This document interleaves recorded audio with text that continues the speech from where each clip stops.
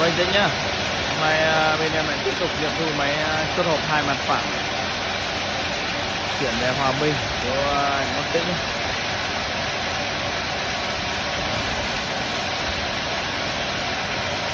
Con này là nắp thêm tì đầu và lưng tì lên đây nhá.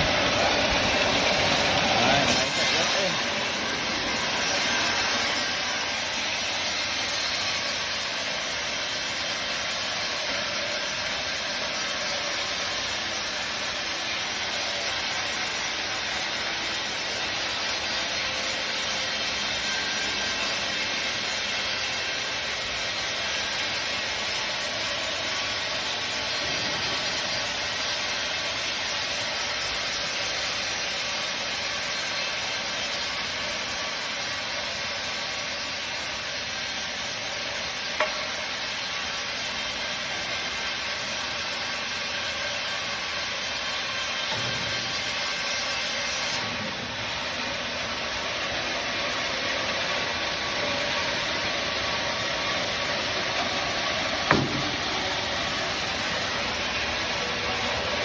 Các bạn